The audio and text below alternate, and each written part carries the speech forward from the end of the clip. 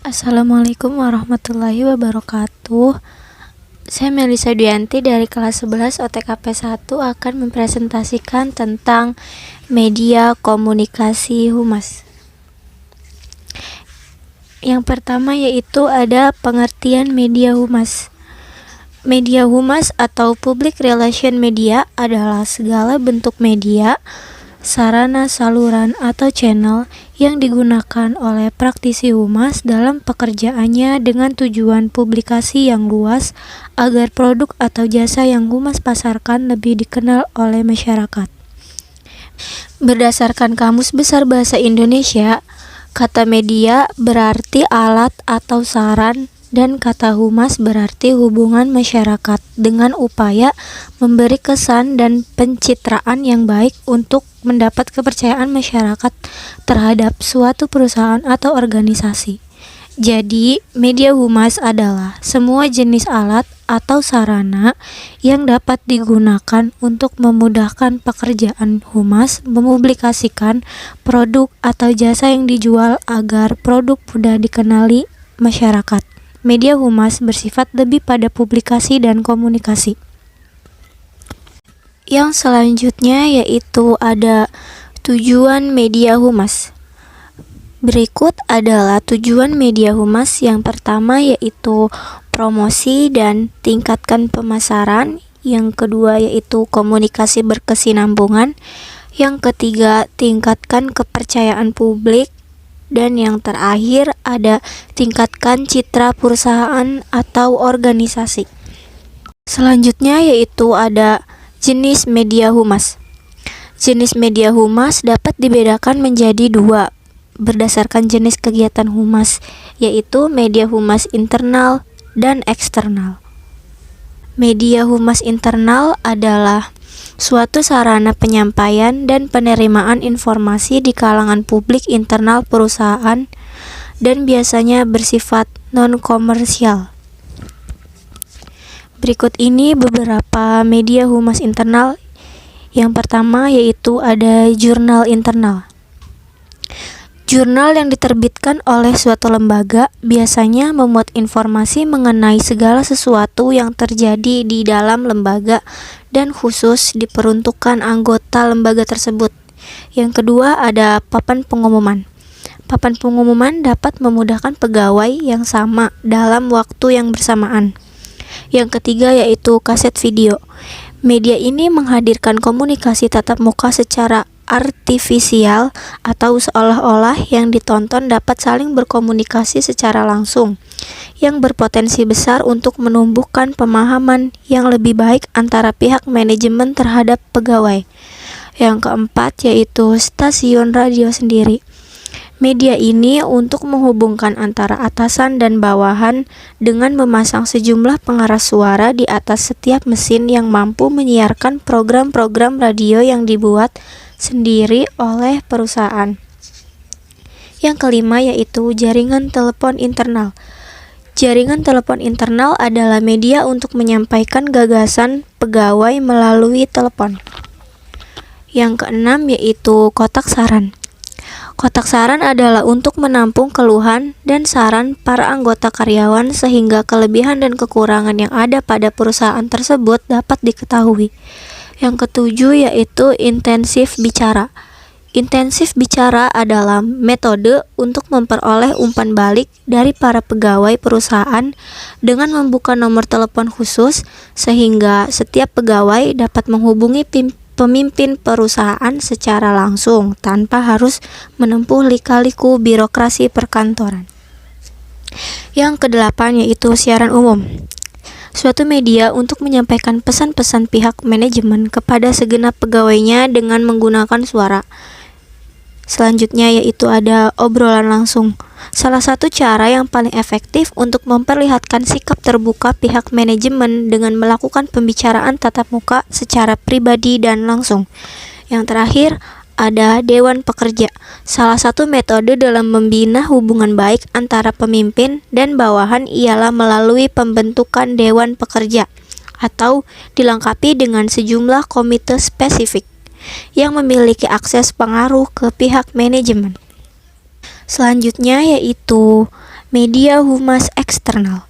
Media humas eksternal adalah media untuk kegiatan humas yang diarahkan kepada khalayak di luar perusahaan.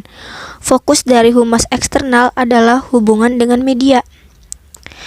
Media eksternal sangat berpengaruh besar dalam publisitas suatu organisasi yang bersangkutan. Media humas eksternal adalah yang pertama, jurnal eksternal. Jurnal eksternal tidak harus diartikan semata-mata sebagai suatu bentuk terbitan tentang suatu perusahaan yang dibagikan kepada pihak-pihak luar. Pihak luar tidak akan tertarik dengan masalah-masalah yang dihadapi oleh suatu organisasi. Apalagi pilihan bacaan sudah demikian banyak, termasuk majalah-majalah prestisius. Majalah-majalah seperti itu jelas lebih menarik untuk dibaca daripada sekedar terbitan yang mengisahkan berbagai keributan yang terjadi di suatu organisasi. Jadi, sama halnya dengan majalah atau terbitan umum, jurnal eksternal harus dibuat sedemikian rupa sehingga dapat menjangkau khalayak yang dituju. Yang kedua yaitu ada media audiovisual. Ini merupakan salah satu kemajuan penting di dunia media yang harus diperhatikan oleh para praktisi humas. Tidak seperti pers, radio, dan televisi, perangkat audiovisual adalah suatu media yang bercakupan terbatas yang dimiliki dan sepenuhnya dikendalikan oleh pihak tertentu yang diarahkan kepada khalayak yang bersifat terbatas pula. Yang ketiga ada literatur edukatif. Berbeda dari literatur penjualan, literatur edukatif adalah semua bahan cetakan yang dibuat untuk menjelaskan atau mendorong penggunaan suatu produk atau jasa pelayanan atau berbagai manfaat dan nilai dari produk tadi. Yang keempat, komunikasi lisan. Penyampaian suatu uraian secara lisan yang juga dengan didukung oleh peralatan audiovisual merupakan salah satu kegiatan humas yang penting. Beberapa organisasi bahkan telah memperkerjakan para pembicara secara permanen dan diserahi tugas khusus untuk menyampaikan penjelasan mengenai organisasinya di berbagai klub dan perkumpulan masyarakat. Yang kelima yaitu pameran. Humas pameran adalah pelaksana fungsi-fungsi humas melalui penyelenggaraan pameran atau ekshibisi. Pada umumnya, pameran dagang atau pameran-pameran yang terbuka untuk umum merupakan suatu media iklan karena tujuan penyelenggaraan pameran tersebut adalah untuk memperkenalkan suatu produk kepada masyarakat agar mereka lantas tertarik kemudian membelinya. Selanjutnya yang keenam yaitu seminar. Guna menunjang penggunaan berbagai media yang telah diuraikan di atas, misalnya audiovisual atau komunikasi lisan, ada baiknya jika suatu perusahaan menyelenggarakan suatu pertemuan khusus untuk khalayak. Bentuk pertemuan itu bisa berupa seminar atau konferensi. Penyelenggaraan suatu konferensi kehumasan mirip dengan penyelenggaraan konferensi pers. Bedanya, waktu penyelenggaraan konferensi humas lebih lama, paling tidak 1 hari penuh, melibatkan lebih banyak peserta atau tamu, programnya lebih ekstensif, dan tentu saja memerlukan biaya yang lebih banyak. Dan yang terakhir, yaitu sponsor. Sponsor adalah penyediaan dukungan finansial untuk suatu acara. Subjek, kegiatan, lembaga, atau individu yang dianggap memang pantas menerimanya. Yang selanjutnya yaitu ada pemilihan media. Pemilihan media untuk mengomunikasikan kebijakan perusahaan kepada khalayak, baik internal maupun eksternal, memiliki kelebihan dan kekurangannya masing-masing. Berikut ini adalah penjelasannya. Yang pertama yaitu radio. Kelebihannya yaitu penyampaian gagasan sederhana dan langsung, teks luas atau mudah dikoreksi, serta punya publik khusus. Kekurangannya yaitu dialog dan materi kurang variatif, fakta tidak dapat dijelaskan dengan lengkap, melelahkan atau suara dan waktu terbatas, serta hanya bisa didengarkan sekali. Yang kedua yaitu siaran televisi. Kelebihannya menjangkau masyarakat luas dan audiovisual. Kekurangannya yaitu biayanya mahal, komunikasinya hanya satu arah, siaran cepat, dan daya beli mahal. Yang ketiga yaitu surat kabar. Kelebihannya yaitu menjangkau semua lapisan masyarakat dan juga murah. Kekurangannya yaitu penyampaian berita tergantung penulisnya. Yang keempat yaitu media online. Kelebihannya lebih trending, terutama media sosial dan blog, menjangkau seluruh lapisan masyarakat, menjangkau seluruh dunia atau internasional, dapat diakses kapan dan di mana saja, serta terdokumentasi. Kekurangannya yaitu butuh akses internet, sumber daya manusia bidang media online masih terbatas, serta butuh keterampilan khusus dalam mengelola dan menulis di media online atau internet. Dan yang selanjutnya atau yang terakhir, di sini ada keahlian yang harus dimiliki oleh praktisi kehumasan. Keahlian yang harus dimiliki praktisi humas atau staff public relation yaitu keterampilan komunikasi lisan dan komunikasi tulisan. Berikut ini keahlian yang harus dimiliki praktisi humas menurut Cutlip, Cantor, dan Broom dalam effective public relation. Yang pertama yaitu ada writing atau menulis. Menulis adalah keahlian utama yang harus dimiliki oleh seorang praktisi humas atau petugas public relations. Bukan hanya sekedar tulis menulis sembarangan. Tulisan harus memuat unsur green journalist.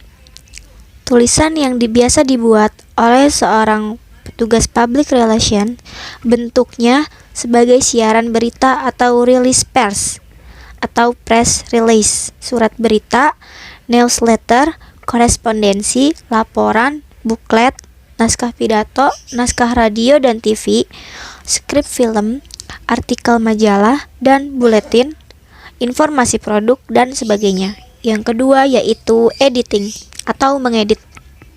Mengedit berkaitan dengan kegiatan memeriksa komunikasi internal dan eksternal dalam bentuk publikasi. Yang ketiga yaitu media relations atau hubungan dengan media. Hubungan dengan media memberikan informasi dan menanggapi permintaan informasi. Yang keempat yaitu special events atau kejadian khusus. Merancang dan menangani konferensi pers, pameran, open house, perayaan ulang tahun perusahaan, pengumpulan dana, konteks penghargaan, dan sebagainya. Selanjutnya yaitu speaking atau berbicara. Berbicara mewakili organisasi atau merancang penampilan orang lain di hadapan publik. Yang keenam yaitu production atau produksi. Berkomunikasi dengan menggunakan keterampilan dan pengetahuan tentang multimedia, termasuk seni fotografi, layout brosur, buklet, iklan institusional, publikasi periodikal, perekaman, dan audit suara serta video tape, presentasi audiovisual, dan lain-lain. Selanjutnya yaitu ada research atau penelitian. Mengumpulkan informasi sehingga memudahkan organisasi untuk merencanakan program sesuai kebutuhan publik, memonitor efektivitas program humas selama pelaksanaan, dan evaluasi dampaknya. Lalu ada programming dan counseling. Program dan bimbingan yang menentukan kebutuhan, prioritas, tujuan publik, sasaran, dan strategi, serta bekerja sama dengan manajemen atau klien untuk proses pemecahan masalah. Yang kesembilan ada training, melatih atau bekerja sama dengan wakil-wakil organisasi untuk membuat persiapan menghadapi media, presentasi, dan pemunculan publik lainnya. Dan yang terakhir ada manajemen, kegiatan administrasi operasi fungsi humas, personalia, keuangan, dan program. Baiklah, segitu saja yang bisa saya sampaikan. Bila ada kesalahan, saya mohon maaf. Terima kasih. Wassalamualaikum warahmatullahi wabarakatuh.